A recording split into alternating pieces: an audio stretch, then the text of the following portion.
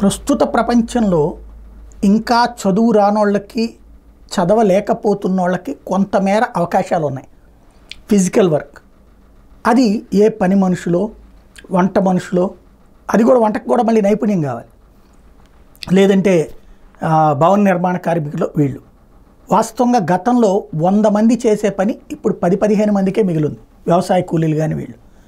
క్రమంగా ఏమైపోతున్నది, వీళ్ళ డిమాండ్లను దృష్టిలో పెట్టుకుని రూపాయి పోతే పోయిందంటూ యంత్ర సామాగ్రిని తెచ్చి వాడటం ప్రారంభించారు. వ్యవసాయంలో ప్రస్తుతానికి ఒక 20% వాడుతున్నారు. 20 నుంచి ఇప్పుడు 40% వెళ్ళింది. అదే సందర్భంలో లేకపోతే ఇంకా పంటలు ఆపు కూర్చున్నారు. కానీ కార్పొరేట్ వ్యవస్థలు వచ్చినాయంటే మ్యాక్సిమం మిషనరీ మీదకి వెళ్ళిపోతాయి, అమెరికా యూరోప్ దేశాల తరహాలోకి వెళ్ళిపోతాయి. అదే సందర్భంలో మరొక అంశం, ఇళ్లలో పని మనుషులు వీళ్ళని తక్కువ చేసుకోవడానికి గాను ఓ పక్కన ఇదివరకు దోబీలకు ఉండే పని ఇప్పుడు వాషింగ్ మిషన్లే చాలా ఇళ్లలో. అలాగే ఇంకా ప్రధానంగా కనబడుతున్నటువంటి వాటిట్లలో ఈ మధ్యకాలంలో ఈ రోబో టైప్లో ఏవో వచ్చినాయి, అవి ఇళ్ళు చేస్తున్నాయి. కాబట్టి ఒక సిస్టమ్స్ ప్రిపేర్ చేసేసుకుంటున్నారు. ఇదంతా ఎందుకు చెబుతున్నానంటే ఇప్పటికే డైరెక్ట్గా ఇన్స్ట్రక్షన్స్ చేతితో ఇవ్వడమో ఫోన్తో నోటితో ఇవ్వడం ఇది అయిపోయింది.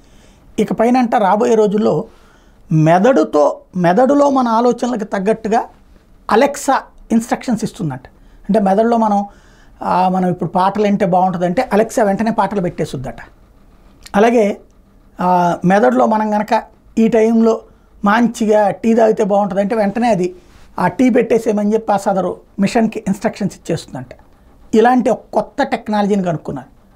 ఇది వెటకారంగానే అనిపిస్తుంది మనకి, అవన్నీ యాడ్ అవుతాయిలే అని. మనం అనుకున్నామా సెల్ ఫోన్లు, చివరికి ఇవాళ రిక్షా తొక్కే వాళ్ళ చేతిలో కూడా సెల్ ఫోన్ ఉంటుందని ఊహించామా?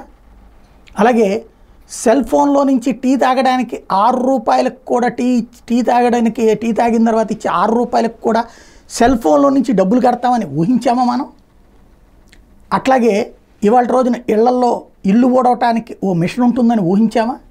అంట్లు తోవడానికి ఒక మిషన్ ఉంటుందని ఊహించామా? జరిగిపోతున్నాయి కదా, అన్నీ జరిగిపోతాయి మన కళ్ళెదురుగుండా. ఇప్పుడు నా వయసు ఉన్నటువంటి వాళ్ళు దాదాపు ఒక అత్యాధునిక జనరేషన్ని చూసేస్తున్నాం, కళ్ళ ముందు భారీ మార్పులు చూసేస్తున్నాం. మా పెద్దోళ్ళు చూశారు అంటే వాళ్ళు చూసినటువంటి 15% 20% డెవలప్మెంట్ అయితే ఇప్పుడు ఈ టెక్నాలజికల్ డెవలప్మెంటు 300% 500% చూస్తున్నాం. కాబట్టి మార్పులో ఏదైనా సాధ్యమే. కానీ దీని వలన చదువు లేనటువంటి వాళ్ళు, చదువు రాని వాళ్ళు, చదువు అందనటువంటి వాళ్ళ జీవితాలు మాత్రం చిన్నభిన్నం అవుతాయి.